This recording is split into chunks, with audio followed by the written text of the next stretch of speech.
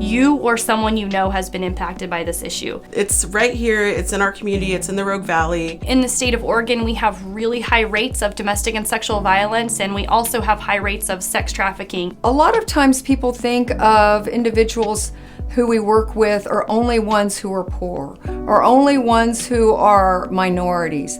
Actually, it's happening to everyone. It's your boss, it's your neighbor, it's your friend, it's your mother. Somebody you know has been impacted by this issue in a very direct way. There are people that are hurting other people. The Dunn House was created so that people in our community, The Dunn House is really there for those people that don't have those support systems. they now had somewhere safe for themselves and for their children. And so we're there to help them breathe almost for the first time. A space for healing. And then we show them the tools. And really, it is kind of that first time that somebody is going to try and make those steps to leave their abusive person. I think that the last straw for me is when I physically couldn't hide it anymore, because it involved my face and, you know, broken bones. So you can't hide that anymore. That's the time, and that is the time probably that a lot of women don't make it. I remember the smell of the sheets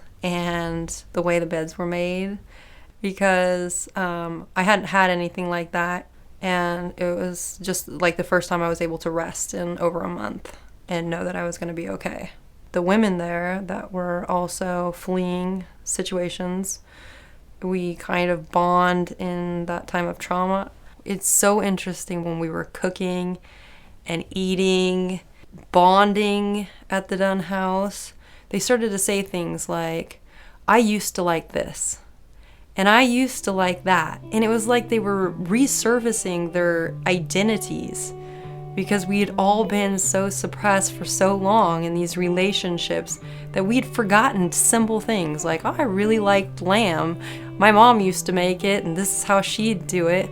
And so many of the conversations were basically removing the layers that we had put on in order to hide.